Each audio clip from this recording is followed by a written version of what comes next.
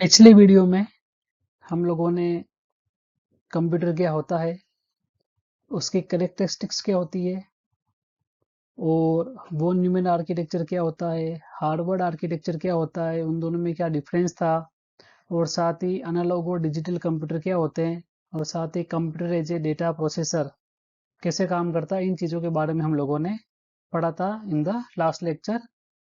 So hello students, इस lecture में हम लोग पढ़ेंगे इवोल्यूशन या हिस्ट्री ऑफ कंप्यूटर्स के बारे में कि किस तरह से कंप्यूटर आपके इवोल्व हुए थे।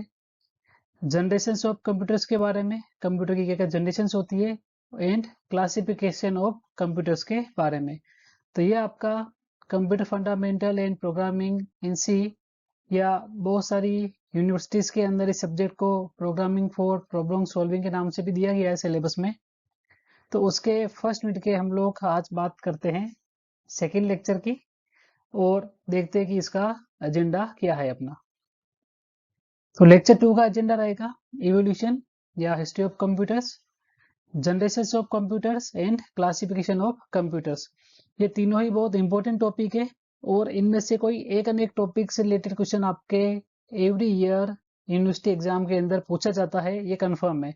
तो इसको आप बहुत ध्यान से समझिए और आप लोग एक नोटबुक और पेन साथ में रखिए और जो आपको यहाँ पर समझाया जाता है आप उसको एक नोट्स की फॉर्म में आप उसको नोट डाउन कर लीजिए, जो कि आपके लिए एग्जाम की प्रिपरेशन के अंदर बहुत ही ज़्यादा हेल्पफुल रहेगा। तो चलिए शुरू करते हैं। सो एवोल्यूशन या हिस्ट्री ऑफ कंप्यूटर्स। तो यहाँ पर हम लोग जो एवोल्यूशन की बात कर रहे हैं वो हम लोग तब तक का एवोल्यूशन देख रहे हैं जब तक कि आपका फर्स्ट जनरेशन के कंप्यूटर्स डेवलप नहीं हुए थे। उससे पहले कंप्यूटर के क्षेत्र में, इस फील्ड में क्या क्या इवोल्यूशन आए थे, हम उनके बारे में बात करेंगे। तो सबसे पहले आता है calculating machines. Abacus was the first mechanical calculating device for counting of large numbers. Abacus सबसे पहली मैकेनिकल डिवाइस थी जो कि लार्ज नंबर्स को काउंट करने के लिए बनाई गई थी। यह आपकी इन्वेंट हुई थी 500 BC इन बेबीलोन के अंदर। It consist of bars in horizontal positions. इसके अंदर क्या होते हैं, हॉरिजॉन्टल पोजीशंस के अंदर बार्स होते हैं, जो आप देख रहे हैं यहाँ पे, ये बार्स है। Okay, on which shades of beads are inserted. और ये जो आप लोगों को ये से राउंड राउंड जो दिख रहा है आपके, these are the beads. Okay, each bar has 10 bits to represent units, tens, hundred etcetera. Means हर बार के अंदर 10 बिट्स होती है जो कि इकाई, दहाई, सैकड़ा, इस टाइप के चीजों को रिप्रेजेंट करती है। ओके, देन इन 1617, 1617 के अंदर एक English mathematician John Napier build a mechanical device for the purpose of multiplication. उन्होंने एक मैकेनिकल डिवाइस बनाई जो कि मल्टीप्लिकेशन के लिए पर्पज से बनाई थी और उसको नाम दिया गया था Napier's bones. Okay, in 16th century an English mathematician Edmund Gunter developed slide rule. यह भी एक बहुत फेमस डिवाइस थी अपने समय की। Using the slide rule one could perform operations like addition, subtraction, multiplication and division. और उसको यूज में लेके आप लोग जोड़, बाकी गुना भाग सारे ऑपरेशन परफॉर्म कर सकते थे। और ये कैसा दिखता था, यहाँ पे आप लोगों को इसका डायग्राम दिया गया है। In 1642 Blaise Pascal invented the first mechanical adding machine. इन्होंने क्या इन्वेंट की, पहली एडिंग मशीन, जोड़ने की machine. It could add and subtract, यह जोड़ भी सकती थी और घटा भी सकती थी। The machine consisted of wheels, gears and cylinder, जो कि मैकेनिकल में काम आते हैं, व्हील्स, गियर, सिलेंडर्स वगैरह, वो सब चीज इसके अंदर उपयोग हुई थी। इन 1671 Barron Gottfried invented the first mechanical device for multiplication. इन्होंने क्या इन्वेंट किया, गुना करने के लिए पहली मैकेनिकल डिवाइस इन्होंने इन्वेंट की। That could both multiply and divide, जो कि गुना भी कर सकती थी और भाग भी दे सकती थी। In 1801 Jacquard develop the punch card system. इन्होंने क्या डेवलप किया, punch card system. He invented the punch card reader. इन्होंने पंच कार्ड रीडर का आविष्कार किया। That could recognise the presence of hole in the punch card as a binary one and absence of the hole is binary 0। तो punch card के अंदर क्या होते हैं, आपके छोटे छोटे होल्स बने होते हैं, तो जहां पर होल प्रेजेंट है उसको इन लोगों ने बाइनरी 1 दिया, और जहां पर होल absent था, जहां पे होल प्रेजेंट नहीं था, उसको कैसे रीड किया है, बाइनरी 0। और हमें पता है कि अभी जितने भी कंप्यूटर्स मार्केट में है वो सब बाइनरी 0 एंड बाइनरी 1 के प्रिंसिपल पर ही काम करते हैं। ओके, इन 1822 जो कि सबसे इम्पोर्टेंट इन्वेंशन हुआ है, Charles Babbage designed difference engine to do complex mathematical calculation. इन्होंने क्या डिजाइन किया, डिफरेंस इंजन, जिसके थ्रू आप लोग कॉम्प्लेक्स मैथमेटिकल कैलकुलेशंस कर सकते थे। In 1842 he designed a fully automatic analytical engine. इन्होंने 1842 में फुली ऑटोमेटिक एनालिटिकल इंजन बनाया for performing basic arithmetic functions. Basic arithmetic functions मतलब जोड़, बाकी, गुना, भाग, addition, subtraction, multiplication and division. Charles Babbage is considered to be the father of modern digital computers. इनको अभी जो भी डिजिटल कंप्यूटर्स मार्केट में आ रहे हैं उनका जनक किसको कहा जाता है, चार्ल्स बाबेज को। His effort established a number of principles that are fundamental to the design of any digital computer। इन्होंने वो प्रिंसिपल्स, वो सिद्धांत एस्टेब्लिश किए जो कि किसी भी डिजिटल कंप्यूटर के डिजाइन के लिए क्या है, फंडामेंटल प्रिंसिपल्स है। Keyboard machines originated in United state around 1880। Keyboard के साथ में मशीन्स आपकी इन्वेंट हुई 1880 के अंदर in the USA. Around 1880 Herman Hollerith invented the punch card tabulating machine. इन्होंने क्या इन्वेंट किया, punch card tabulating machine. The machine could read the information from a punch card and process it electronically. ये punch card से information को read कर सकती थी और उसको इलेक्ट्रॉनिकली प्रोसेस कर सकती थी। तो यहाँ पर हम लोगों ने जितने भी डेवलपमेंट डिस्कस किए हैं, और बहुत सारे ऐसे भी डेवलपमेंट हो गए जो कि और हुए होंगे जो कि हम लोगों ने डिस्कस नहीं किए हैं। Those resulted in the development of first computer in the 1940s। उन सब डेवलपमेंट के बदौलत अल्टीमेटली क्या हुआ, 1940s में आपका फर्स्ट जनरेशन का पहला कंप्यूटर एग्जिस्टेंस में आया। ओके, सो ये था आपका एवोल्यूशन या हिस्ट्री ऑफ कंप्यूटर्स। तो आप वापस वीडियो को थोड़ा सा बैक लेके इसको शुरू से वापस एक बार आप देख लीजिए, और एक शॉर्ट नोट्स आप इसके प्रिपेयर कर लीजिए, ताकि जब आप वापस एग्जाम के लिए तैयार करें तो it will take at most 2 minutes to revise the topic. Okay, अब कुछ some well known early computers, कुछ बहुत ही फेमस अर्ली कंप्यूटर्स, बहुत पुराने कंप्यूटर जो कि बहुत फेमस थे। The mark 1। मार्क की डेफिनेट फुल फॉर्म होती है manual research calculating machine. This was very famous till 1937 to 1944. Then the Atanasoff-Berry computer, 1939 to 1942. The ENIAC, Electronic Numerical Integrator and Computer, 1943 to 1946. The EDVEC, Electronic Discrete Variable Automatic Computer, 1946 to 1952. The EDSEC, Electronic Delay Storage Automatic Calculator, 1947 to 1949. Manchester mark 1, और mark की full form क्या होती है आपको first के अंदर बता रखा है। Okay, 1948। The UNIVAC first universal automatic computer कब एग्जिस्टेंस में आया था, 1951 के अंदर। ओके, तो अगर आपको कभी इनकी फुल फॉर्म पूछ ली जाए तो आप लोग यहाँ से फुल फॉर्म लर्न कर सकते हैं। देन वेरी इंपॉर्टेंट टॉपिक जो कि ऑलमोस्ट हर बार एग्जाम के अंदर पूछा ही जाता है, generations of computers. The computers have evolved from a large sized simple calculating machine to a smaller but much more powerful machine. जब शुरू में आपके कंप्यूटर बने थे तो बहुत लार्ज साइज के होते थे, एक बड़े बड़े हॉल जितने कंप्यूटर आपके होते थे। इतने बड़े होने के बावजूद भी केवल सिंपल कैलकुलेशन ही वो कर पाते थे। और अभी जो आपका एवोल्यूशन हुआ है, जो जनरेशन चल रही है, इतने आपके छोटे और कॉम्पैक्ट कंप्यूटर्स अवेलेबल है, बट बहुत ही ज्यादा पावरफुल है साइज में छोटे होने के बावजूद भी। The advancement of computer to the current state is defined in terms of generations of computer। अभी जिस स्टेट में कंप्यूटर्स है आपके, जो हम लोग मॉडर्न era में कंप्यूटर्स देख रहे हैं, तो किस तरह से इस टेक्नोलॉजी के अंदर आपका एडवांसमेंट हुआ, किस तरह से टेक्नोलॉजी के अंदर प्रगति हुई, और फिर किस तरह से करंट स्टेट में हम लोग पहुंचे हैं, वो जो आपका एडवांसमेंट है, ये जो सारा आपका घटनाक्रम है, उसको किस में डिफाइन किया जाता है? In terms of generations of computers. Each generation of computer is designed based on a new technological development. Her generation के हम जो बात करेंगे उसमें कुछ ना कुछ टेक्नोलॉजी का डेवलपमेंट आपका हुआ है, resulting in better, cheaper and smaller computers, जो कि अच्छे, सस्ते और छोटे कंप्यूटर्स को लेकर आए हैं मार्केट में। देट आर मोर पावरफुल, ज़्यादा ताकतवर है in terms of calculation, faster, बहुत तेज कैलकुलेशन करते हैं, इफिशियंट, बहुत ज़्यादा इफिशियंट है, उनका रिजल्ट बहुत ज़्यादा एक्यूरेट होता है देन देयर प्रीडिसेसर। उनके पुराने जनरेशन से जो कंप्यूटर थे उससे बहुत ज़्यादा पावरफुल, बहुत ज़्यादा फास्ट और बहुत ज़्यादा इफिशियंट थे। तो अगर देखा जाए तो करंटली 6 जनरेशन है कंप्यूटर की।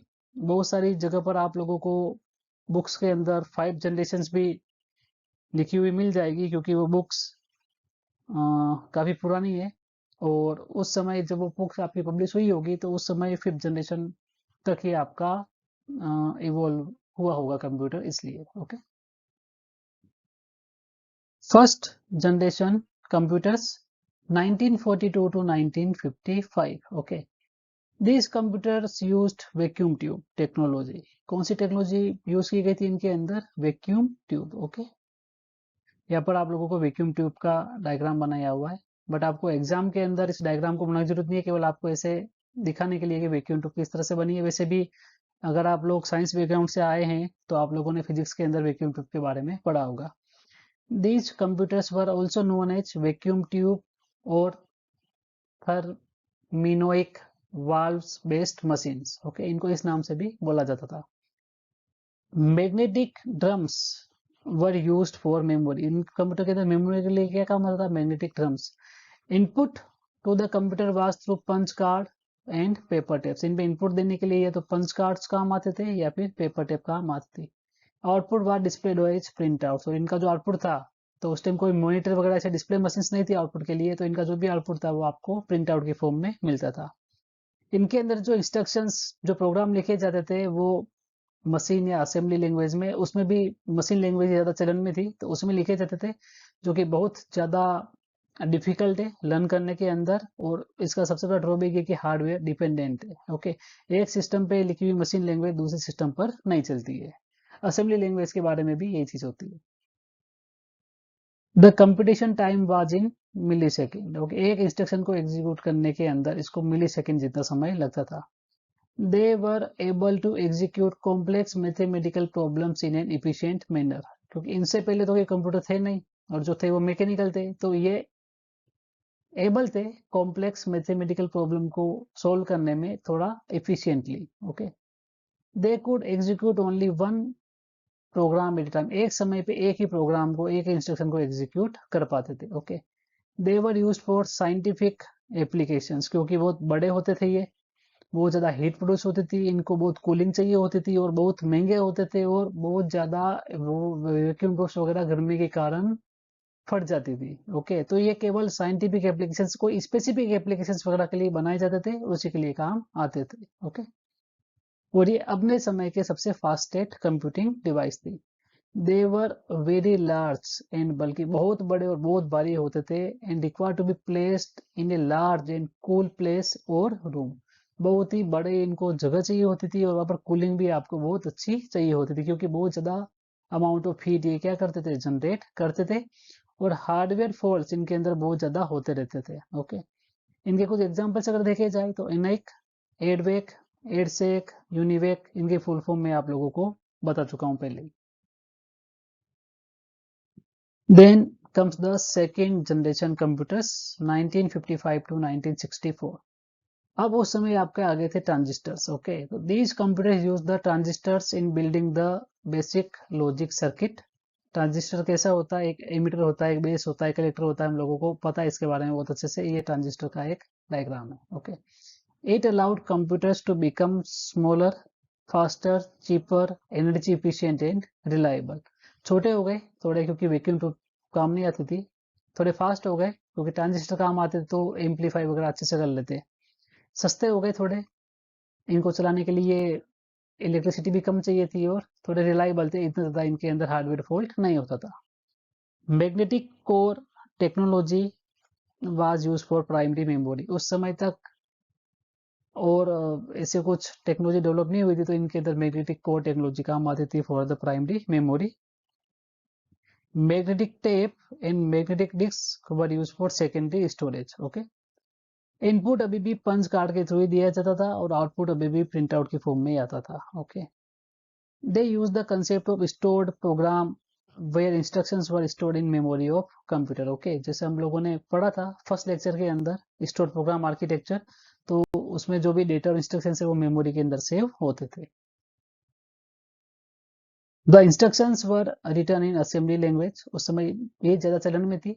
सम हाई लेवल लैंग्वेज भी उस समय, जैसे early version of COBOL Fortran भी उस समय डेवलप हुई थी और कुछ लोग उनको भी यूज कर रहे थे। इनका जो कंपटीशन टाइम था वो था माइक्रो सेकंड के अंदर। They were used for scientific and commercial applications. Okay, as they could execute only specific applications. ये भी एप्लीकेशन स्पेसिफिक थे, जनरल पर्पस नहीं थे। As they were fastest computing device of the time. अपने समय के सबसे फास्ट कंप्यूटिंग डिवाइस ये वाले कंप्यूटर थे।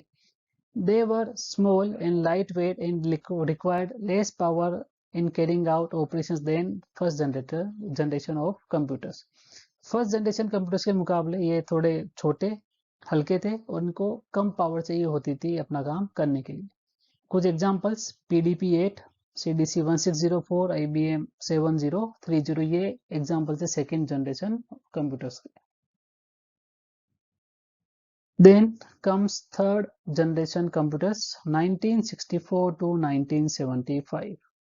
उस समय इंटीग्रेटेड सर्किट टेक्नोलॉजी इन्वेंट हो गई थी। These computers used integrated circuit chips with SSI and MSI technology, small scale integration and medium scale integrations के साथ में ICs यानी चिप्स बनती थी जो कि इन कंप्यूटर के अंदर काम ली गई थी। ICs are the circuits that combine various electronic components like transistors, resistors, capacitors on a single small silicon chip. एक ही चिप के ऊपर ये बहुत सारे कंपोनेंट हम लोग इंटीग्रेट कर पाते थे। Okay, keyboard and monitor were used to interact with this computers. Input के लिए उस समय कीबोर्ड अवेलेबल थे और आउटपुट के लिए मॉनिटर आ गए थे। Okay, larger magnetic course memory used for primary memory. Larger capacitive disk and magnetic tapes were used for secondary storage. Okay, time sharing operating systems available थे उस समय, डेवलप हो गए थे जो कि इन कंप्यूटर के अंदर काम लिए गए थे। They used high level languages। उस समय high level languages Fortran, COBOL, Pascal, B language और भी बहुत सारी लैंग्वेज उस समय हाई लेवल लैंग्वेज जो कि पहले चलन में थी वो डेवलप हो गई थी। तो इन कंप्यूटर्स में वो काम आती थी जो कि मशीन इंडिपेंडेंट होती थी और मशीन और असेंबली के मुकाबले इनको यूज करना आसान था। The competition time was in nano second. इनका जो कंपटीशन टाइम था वो किसमें होता था? नैनो सेकेंड के अंदर, फास्ट हो गए। They were able to execute any type of applications, चाहे वो बिजनेस एप्लीकेशन हो या साइंटिफिक एप्लीकेशन हो, तो इस कारण इनको हम लोग जनरल पर्पज कंप्यूटर कंसिडर कर सकते हैं। These computer were produced commercially. इनको बल्क में प्रोड्यूस किया गया, इनका अच्छे से उत्पादन हुआ। And were smaller and cheaper than their predecessors. और ये छोटे थे और अपने फर्स्ट और सेकेंड जनरेशन कंप्यूटर्स के मुकाबले बहुत सस्ते थे। Okay, the size of this computers was quite small compare to the second generation computers and were easy to install. इनको इंस्टॉल करना आसान था और इनकी साइज भी सेकेंड जनरेशन कंप्यूटर के मुकाबले बहुत छोटी थी। कुछ examples, NCR 395, IBM 370, PDP 11, CDC 6600, ये एग्जांपल्स से थर्ड जनरेशन कंप्यूटर्स के। Then comes fourth generation computers. उस समय डेवलप हो गए थे micro processor. So these computers used microprocessors which are based on LSI and VLSI, large scale integration and very large scale integration। अब number of component जो chip पे integrate होते थे बहुत ज्यादा बढ़ चुके थे, तो इस कारण आपके क्या डेवलप हो गए थे? Micro processors. A microprocessor incorporates various components of computer such as CPU, memory, input output controls on to a single chip. एक सिंगल चिप पे आपका सीपीयू भी आ गया, उसकी मेमोरी भी आ गई। मेमोरी मतलब रैम रोम की बात नहीं हो रही है। कंप्यूटर की जो सीपीयू होता है उसके अंदर रजिस्टर्स होते हैं मेमोरी के लिए। ओके, तो वो उसकी बात हो रही है, ठीक है। इनपुट आउटपुट कंट्रोल्स भी आपके उसके अंदर जोड़ दिए गए। डिवाइसेस की बात नहीं हो रही है, कंट्रोल्स मतलब इंटरफेस आ गए थे उसके साथ में। सेमीकंडक्टर मेमोरी मतलब रैम वगैरह भी आपकी डेवलप हो गई थी, जो कि एज ए प्राइमरी मेमोरी काम आती थी। बट ये जो रैम थी ये एलएसी या वीएलएसी टेक्नोलॉजी से बनती थी, तो इस कारण ये इनकी जो प्रोसेसिंग स्पीड थी डेटा ट्रांसफर की वो कम थी। Larger capacity hard disk are used for internal storage, और लार्ज कैपेसिटी हार्ड डिस्क काम आती थी इंटरनल सेकेंडरी स्टोरेज के लिए। मतलब सेकेंडरी स्टोरेज हार्ड डिस्क भी इन कंप्यूटर के साथ में वहाँ पर कैबिनेट के अंदर लगाने की जगह मिल गई थी। Magnetic tapes and floppy disk are used as portable storage media. अब आपको इस कंप्यूटर से कुछ भी चीज कॉपी करके दूसरे कंप्यूटर में डालनी है, तो उसके लिए आप मैग्नेटिक टेप या फ्लॉपी डिस्क को काम ले पाते थे। Pointing devices like mouse and handheld devices were developed in this generation. Mouse वगैरह और handheld devices like PDAs वगैरह आपके इस जनरेशन के अंदर डेवलप हो गए थे कुछ। High level programming languages including object oriented programming based languages are used for writing of programs, जैसे कि मतलब C++ वगैरह उस समय डेवलप हो गई थी। And program written on this computer were highly portable. एक सिस्टम पे लिखा हुआ प्रोग्राम दूसरे सिस्टम पर भी आपका चल जाता था। The competition time was in pico second. इनका जो कंपटीशन टाइम था वो किसमें था? In the pico second. Several new operating systems like Unix and MS DOS were develop during this time. Unix, MS DOS वगैरह ऐसे कुछ ऑपरेटिंग सिस्टम आपको उस टाइम पे डेवलप हो गए थे। And this generation of computer supported graphical user interface. Okay, तो मॉनिटर और आपके पास पॉइंटिंग डिवाइस थी, तो आप पॉइंटिंग डिवाइस के थ्रू आप मॉनिटर कनेक्ट करके and through graphic user interface मतलब डबल क्लिक करके आप लोग किसी फोल्डर को ओपन कर पाते थे। किसी प्रोग्राम को एग्जीक्यूट करना था तो आप डबल क्लिक करके उसको एग्जीक्यूट कर पाते थे, कमांड देने की जरूरत नहीं पड़ती थी। High speed computer networks were developed during this period which led to the emergence of the internet. High speed computer network वगैरह भी उस समय डेवलप होने लग गए थे, जिसने बाद में किसको इमर्ज किया? इंटरनेट को। Super computers based on parallel vector processing and symmetric multi processing technologies were develop. ये भी सुपर कंप्यूटर भी उस समय यहाँ पे डेवलप होने लग गए थे। These computers were small, cheap, compact, powerful and required very less power to operate. 4th generation computer बहुत ज़्यादा छोटे, सस्ते, कॉम्पैक्ट, पावरफुल और बहुत कम पावर की जरूरत पड़ती थी ऑपरेट करने के लिए। They became widely available for commercial purpose. बहुत ज़्यादा इनका प्रोडक्शन हुआ और कॉमर्शियल पर्पज के लिए, घर पे काम लेने के लिए, ऑफिस में काम लेने के लिए ये बहुत ज़्यादा आपके अवेलेबल हो चुके थे। Personal computers became available to the home users. घर पे किसी को कंप्यूटर का काम करना था, then PCs were also available. These computers were very versatile and suitable for every type of application. किसी भी तरह का प्रोग्राम, किसी भी टाइप की एप्लीकेशन के लिए ये कंप्यूटर आपके काम आ सकते थे। इस कारण इनको ट्रू जनरल पर्पज कंप्यूटर भी बोला गया। Examples: IBM PCs, Cray 1, Apple second, TRS-80, IBM PC/80, ये कुछ एग्जाम्पल्स है 4th जनरेशन कंप्यूटर्स के। फिर आता है 5th जनरेशन ऑफ कंप्यूटर्स। तो ये खत्म नहीं हुआ है, अभी भी 5th जनरेशन ऑफ कंप्यूटर्स है चलन के अंदर, बट धीरे धीरे उनमें टेक्नोलॉजी और एडवांस हो गई है, तो बहुत ज़्यादा और फास्ट हो गए, और उसका हम लोगों ने उनको 6th जनरेशन कंप्यूटर्स की कैटेगरी में ले लिया है। तो पहले हम लोग बात करते हैं 5th जनरेशन कंप्यूटर्स के बारे में, 1989 टू 2010। ओके, तो अभी हम लोग जितने भी है यहाँ पर, तो उसमें से बहुत सारों ने अपनी स्कूलिंग या अपने ग्रेजुएशन या अपनी कॉलेज के दौरान जो भी कंप्यूटर से लैपटॉप काम लिए होंगे वो 5th जनरेशन लैपटॉप या कंप्यूटर ही है। These computers used microprocessors which are based on ULSI, ultra large scale integration. Okay, मतलब millions of components on a single chip, ultra large scale integration technology allows almost 10 million electronic components. 10 million, 1 million मतलब 10 lakh, 10 million मतलब 1 करोड़। एक single small chip के ऊपर लगभग 1 crore components fabricate होते हैं using ULS. Large capacity semiconductor memory, अब जो रैम थी उसकी भी कैपेसिटी क्या हो गई थी, बढ़ गई थी। Larger capacity hard disc with RAID, red, redundant array of independent disk, redundant array of independent disk। जो आपकी हार्ड डिस्क थी वो इस टेक्नोलॉजी के साथ में अब यूज होती थी for the internal secondary storage.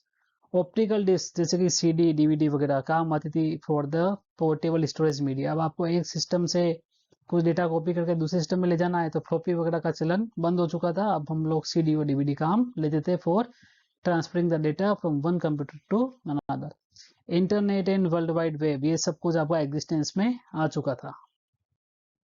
Many new high level programming languages include all time greatest programming language Java भी उस समय डेवलप हो चुकी थी for writing of the programmes.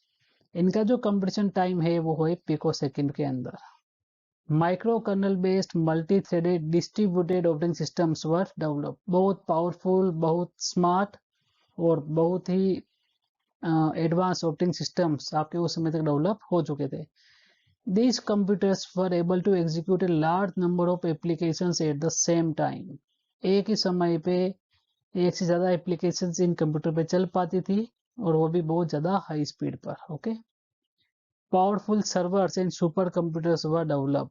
Fifth generation के अंदर बड़े बड़े पावरफुल सर्वर, सुपर कंप्यूटर्स वगैरह डेवलप किए गए। ये computer totally general purpose machine से आप लोग घर पे काम में लो, ऑफिस में काम में लो, इन पे चाहे आप वर्ड प्रोसेसिंग करो, इमेज प्रोसेसिंग करो, इन कंप्यूटर के अंदर आप जनरल पर्पज कोई भी आप प्रोग्राम, कोई भी आप सॉफ्टवेयर चला सकते थे। These computers are portable, more powerful, cheaper, reliable and easy to use machines। Portable, carry भी आप इनको कर सकते हैं आसानी से। मोर पावरफुल, ज्यादा पावरफुल, सस्ते, reliable and easy to use थे। These computers are easier to produce commercially and very affordable। इनको प्रोडक्शन बहुत ज़्यादा इजी था और ये बहुत ही ज़्यादा अफोर्डेबल थे, बहुत ज़्यादा सस्ते हो गए थे। Okay, ULSC technology helps in decreasing the size of this computers. क्योंकि एक ही सिंगल चिप पे इतने सारे कंपोनेंट आपके फैब्रिकेट हो रहे थे तो इन कंप्यूटर्स की साइज भी क्या हो गई, बहुत ही ज़्यादा छोटी हो गई थी। They were very versatile for communications and resource sharing। इनके थ्रू कम्युनिकेशन, थ्रू इंटरनेट और through networking and resource sharing भी आप आसानी से कर सकते थे। Examples, IBM notebooks, Pentium PCs, Param, Sun work stations वगैरह। Param is the super computer. Okay, तो ये सब एग्जांपल्स है कुछ फिफ्थ जनरेशन कंप्यूटर्स के। Then comes sixth generation of computers. तो बहुत सारे इसको फ्यूचर की टेक्नोलॉजी लेके चल रहे हैं, बट अगर वो बुक्स पुरानी हो गई, अगर वो 2010, 2012, 2015 में बुक्स लिखी गई होगी तो ऑब्वियसली कि उस समय तो इनके बारे में सोचा ही होगा केवल कि ये आएंगे, बट अभी 2023 चल रहा है तो अभी ये जनरेशन आपकी एग्जिस्टेंस के अंदर है। The goal of six generation computing is to develop computers that are capable of learning and self organization. इससे पहले जितने भी कंप्यूटर्स आपके बने थे वो खुद से कुछ सोच के या खुद से लर्न करके कुछ नहीं कर पाते थे, वो वही कर पाते थे जितना उनको प्रोग्राम के थ्रू बोला जाता था। बट ये कंप्यूटर्स के अंदर हम लोग आर्टिफिशियल इंटेलिजेंस को काम में लेके इनको जो प्रोग्राम से एग्जीक्यूट कर रहे हैं या इनको जो डेटा दिया जा रहा है उसको समझ के उसका एक स्ट्रक्चर बना के और खुद एनालाइज करके और फिर खुद अपने अकॉर्डिंग उस same similar type of problem को खुद से सोल्व करे, ऐसी एबिलिटी को डेवलप करने की कोशिश की गई है। These were developed using ultra large scale integration, UULSI। Larger capacity semiconductor memory मतलब RAM and ROM is used for primary memory. Okay, अभी आप देख सकते हैं कि 32 GB तक की भी रैम आपकी मार्केट के अंदर अवेलेबल है। Okay, larger capacity hard disk and semiconductor technology based SSD solid state drive, ये सब को जब आपकी ये इंटरनल स्टोरेज अवेलेबल है, तो आजकल हार्ड डिस्क भी लोग अवॉइड करते हैं लेने के लिए, सब प्रेफर करते हैं कि SSD मिले, क्योंकि अब इसमें कोई मूविंग पार्ट्स है ही नहीं, और ये सेमीकंडक्टर टेक्नोलॉजी के ऊपर बेस्ड है, तो इसकी जो ट्रांसफर स्पीड है बहुत ज़्यादा होती है। Pen drives and memory cards are used for portable storage media. अब आज के ज़माने में हम लोग एक जगह से दूसरी जगह आपको कुछ कॉपी पेस्ट करना है, एक सिस्टम से दूसरे सिस्टम में या लैपटॉप से दूसरे लैपटॉप में, तो हम लोग क्या काम लेते हैं, पेन ड्राइव या memory card. We can interact with these computers using our voice. AR means augmented reality, VR means virtual reality and MR means mixed reality। तो अब ये कंप्यूटर बहुत सारे तो ऐसे आ चुके हैं कि आप उनको कुछ काम करवाना है तो आप केवल अपनी आवाज़ बोलिए, वॉइस के through they can understand and they can execute the respective program. हाँ, still we are using the keyboard and mouse, but जैसे आपका एलेक्सा हो गया या आपका एप्पल सीरी हो गया, ये सब वॉइस सिस्टम है। जैसे अगर आप गूगल क्रोम चलाते हैं आपके सिस्टम पे, तो अभी आप कुछ बोलेंगे तो वो उस वेब पेज को ओपन कर देता है। सो अब आपको टाइप करके या वहाँ पे क्लिक करके उसको ओपन करने की जरूरत नहीं है, just ask something and it can do. These computers are used in areas like expert systems, natural language processing, speech recognition, robotics, quantum computing, neural networks, जो कि बहुत ही ट्रेंडिंग टॉपिक है सारे के सारे। इन पे जो भी रिसर्च हो रही है, इनके अंदर जो भी डेवलपमेंट हो रहा है, इनके लिए हम लोग क्या काम ले रहे हैं, we are using the 6th generation computers in this area. Okay, these computers have a key feature called ultra reliable, extremely low questions dispatches URLLC that makes data transport faster and more efficient। बहुत तेज इनके अंदर आप data transfer कर सकते हैं। Okay, this computer save graphical processing unit. अब केवल CPU ही नहीं है इनके अंदर, जीपीयू भी आपका अवेलेबल है in this computers for processing the complex graphical operations, जो कि आपका सीपीयू परफॉर्म अच्छे से नहीं कर पाता है। अगर वो परफॉर्म करता है तो आपको ग्राफिक्स प्रोसेसिंग वगैरह के अंदर इतना एक्यूरेट एक्सपीरियंस नहीं मिल पाता है, इतना अच्छा आपको आउटकम नहीं मिल पाता है, इसलिए आपके जीपीयूज भी अवेलेबल हो गए। और आजकल आप लोगों ने देखा होगा गेमिंग वगैरह जो हम लोग खेलते हैं कंप्यूटर वगैरह के ऊपर, तो हम लोग ग्राफिक्स कार्ड लगवाते हैं अलग से, अगर उसके अंदर इनबिल्ट नहीं है, क्योंकि ग्राफिक्स अगर आपको अच्छे लेवल की ग्राफिक्स चाहिए, then you have to use the GPU. इनके एग्जांपल्स तो laptop, personal digital assistants, robot और इवन अपने जो स्मार्टफोन है, this all are examples of 6th generation computers. तो यहाँ तक हम लोगों ने कंप्यूटर के जनरेशन्स के बारे में पढ़ लिया है। अगर आप लोगों को कहीं पे कुछ डाउट है तो आप कमेंट कर सकते हैं, बट एक बार आप वापस वीडियो को रिवाइंड करके और जनरेशन्स के एक बार वापस आप गो थ्रू कर लें, और अपनी नोटबुक के अंदर इनके समराइज नोट्स बना लें, ताकि जब आप एग्जाम के लिए तैयार करें, देन आप लोगों को 5-7 मिनट के अंदर ये सारा कुछ वापस से याद हो जाए, रिवाइज हो जाए। Okay, then coming on to the last topic of this lecture, classification of computers. Okay, तो कंप्यूटर को हम लोग 4 कैटेगरी के अंदर क्लासिफाई कर सकते हैं, based on their computing ability, complexity, processing and cost. Okay, तो कैटेगरी क्या क्या है, micro computers, mini computers, main frame computers and super computers. Okay, तो माइक्रो कंप्यूटर यहाँ पर आप डायग्राम में देख पा रहे हैं, micro computers, then mini computer, then main frame computer, then super computer. इस तरह से हम लोग चल रहे हैं ऊपर से नीचे।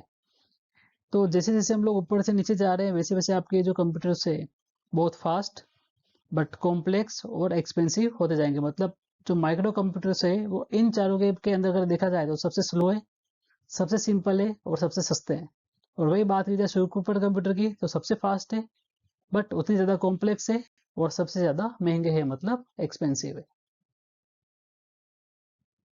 ओके, तो बात करते हैं हम लोग अबाउट द माइक्रो कंप्यूटर्स। तो these are small, low cost मतलब सस्ते, simple and single user digital computer. मतलब मैं मेरा पीसी बोल सकता हूँ या मेरा लैपटॉप जो वो है वो एक माइक्रो कंप्यूटर है, सिंगल यूजर मशीन है। बट ऐसे अगर मैं बहुत सारे माइक्रो कंप्यूटर को आपस में कनेक्ट कर लूँ, then I can create the network also, और फिर वो आपका मल्टी यूजर हो जाएगा। बट स्टिल एक माइक्रो कंप्यूटर अगर आपका एक पीसी है या आपका एक लैपटॉप है, that is a single user system, एक समय पे उस पर एक ही यूजर काम कर सकता है। This computer consist of CPU, input unit, output unit, storage unit in the software. इनमें सीपीयू होता है, इनपुट यूनिट होती है, आउटपुट यूनिट होती है और स्टोरेज यूनिट इनके अंदर होती है। और सेट ऑफ सॉफ्टवेयर्स आपके नीड के अकॉर्डिंग आप लोग इनके अंदर इंस्टॉल कर सकते हैं and you can use this computers. These are intended to meet the personal computing needs of an individual. एक इंडिविजुअल व्यक्ति की जो भी कंप्यूटिंग नीड्स है या उसको जो भी कंप्यूटर के थ्रू जो भी काम करना है उनको फुलफिल करने के लिए micro computers are the best options. Okay, type of micro computers के अंदर डेस्कटॉप या पर्सनल कंप्यूटर एक डेस्क पे आ जाते हैं और आसानी से हम लोग इनको यूज में ले सकते हैं। नोटबुक कंप्यूटर और लैपटॉप, अब अगर आपको भी काम कर रहे हो और आप कहीं पे जा रहे हो और आपको काम करना है, then it is prefer to use the laptops. आसानी से कैरी हो जाते हैं, पोर्टेबल है और आप कहीं भी जाओ, कहीं भी आप वेकेशन मनाओ और आप वहां से अपना काम भी कर सकते हो। हैंड हेल्ड कंप्यूटर और पर्सनल डिजिटल असिस्टेंट्स, पहले आते थे आपके ये पीडीएस वगैरह, अब तो इनको स्मार्टफोन ने रिप्लेस कर दिया है। तो इनके अंदर खुद की कोई स्टोरेज वगैरह नहीं होती थी, हाँ, but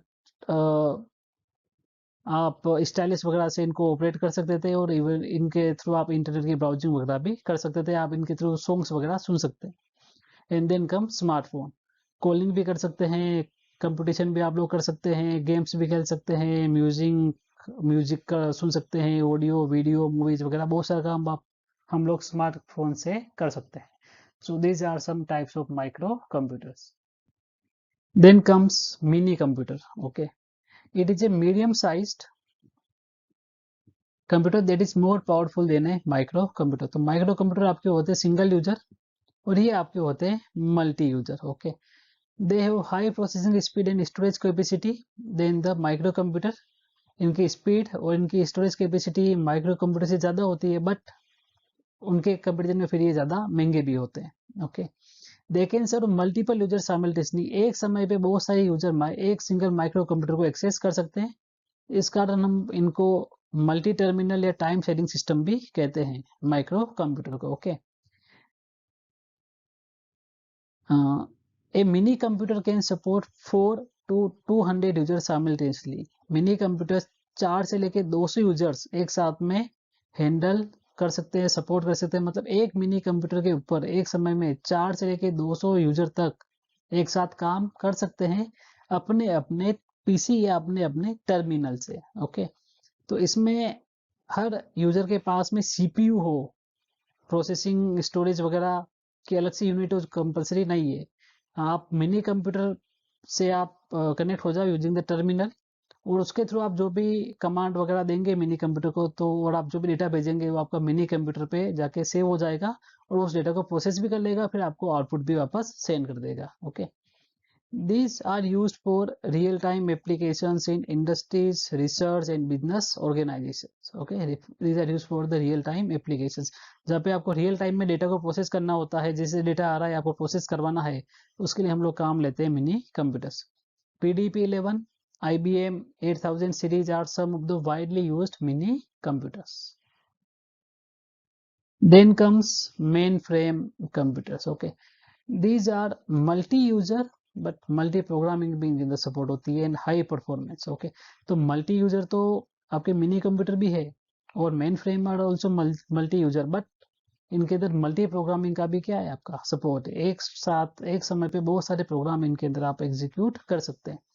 main frame computers are large and powerful system generally use for centralize databases. जैसे एक बैंक हो गया, जैसे बात करें हम एसबीआई की, तो एसबीआई बहुत बड़ा बैंक है, उसके करोड़ों कस्टमर्स है, दिन के हजारों करोड़ों अरबों ट्रांजेक्शन उसके अंदर होते, तो जो भी सब कुछ डेटा वगैरह है आपको स्टोर करना है इन सेंट्रल डेटाबेस, तो उसके लिए क्या काम आएगा मेन फ्रेम कंप्यूटर। जो बड़ी बड़ी कंपनीज है, जितने भी ट्रांजेक्शन ओरिएंटेड टास्क होते हैं उनके डेटा को सेव करने के लिए हम लोग क्या काम लेते हैं main frame computers.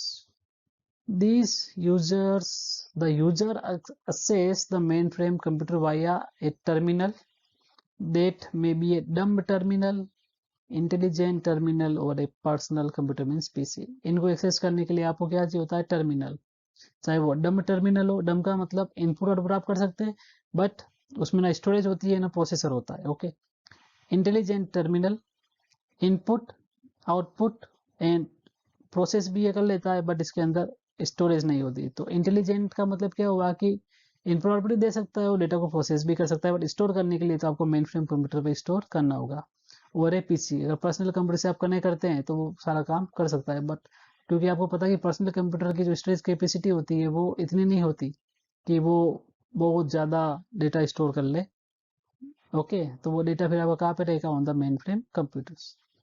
Mainframe computers are used in organizations like companies or banks where many people require frequent access to the same data। जहाँ पर frequently आपको डेटा को एक्सेस करना है, मिलियंस में यूजर्स है और डेटा को एक्सेस कर रहे हैं, तो उसके लिए आप लोगों को जहाँ पर ऐसी नीड होती है वहाँ पे हम लोग क्या काम लेते हैं? Main frame computers. They are more expensive than mini computers.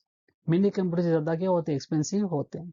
इनके कुछ example CDC 6600, IBM ES 000 series के जो सिस्टम्स है वो मेन फ्रेम कंप्यूटर्स की कैटेगरी के अंदर आते हैं। Then comes the last one, super computers. Okay, super computers use multi processing and parallel processing technologies to promptly solve complex problems। तो ये आपके एक चीज ध्यान रखिए, these are not for general purpose, okay, they are used for specifically solving the very complex problem for some specific domain। okay, multiprocessor enables user to divide a complex problem into smaller problems। तो कोई complex problem है, इनके आपके काम आती technology multi processor. इसके अंदर एक प्रोसेसर नहीं होता, it can contain number of processors, और उसके थ्रू ये क्या करते हैं कि कॉम्प्लेक्स प्रॉब्लम को डिवाइड कर देते हैं स्मॉलर प्रॉब्लम्स में, and then every processor solves its smaller part of the complex problem, and then ultimately आपकी प्रॉब्लम वो जो है कॉम्प्लेक्स प्रॉब्लम बहुत जल्दी इनके थ्रू सॉल्व हो जाती है। Okay, super computer are the fastest and most expensive machines. अभी तक की जो सबसे फास्ट और सबसे महंगी मशीन है वो क्या है? Super computers. इनकी स्पीड मेजर होती है फ्लॉप्स में, फ्लोटिंग पॉइंट ऑपरेशंस पर second. Okay, they are used for highly calculation intensive task।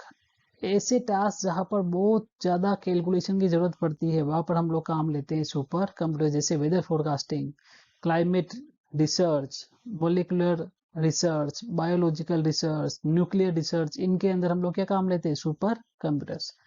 Examples, IBM road runner, अच्छा नाम है, IBM Blue Gene, Intel ASCI red, and Bharat द्वारा बनाया हुआ कौन सा? Param. Okay, these are some examples of super computers. So lecture आपका यहीं पर खत्म होता है। तो अगर आप लोगों को इस लेक्चर के अंदर किसी भी टॉपिक में कोई भी डाउट है या आपकी इस टॉपिक से रिलेटेड कोई भी आपकी क्वेरी है तो आप लोग कमेंट कीजिए। आपको हर क्वेरी का आंसर और हर डाउट का सॉल्यूशन, हर डाउट का एक्सप्लेनेशन आपको वापस में कमेंट के अंदर रिप्लाई कर दूंगा। और वीडियो को देखने के लिए बहुत बहुत धन्यवाद। मिलते हैं लेक्चर नंबर 3 के अंदर, जिसमें हम लोग बात करेंगे CPU कंप्यूटर के ब्लॉक डायग्राम के बारे में, CPU के बारे में, उसके कंप्यूटर के कंपोनेंट्स के बारे में, and then primary memory and secondary memory और उनकी कैटेगरीज के बारे में हम लोग देखेंगे in the lecture number 3। Till then, bye bye.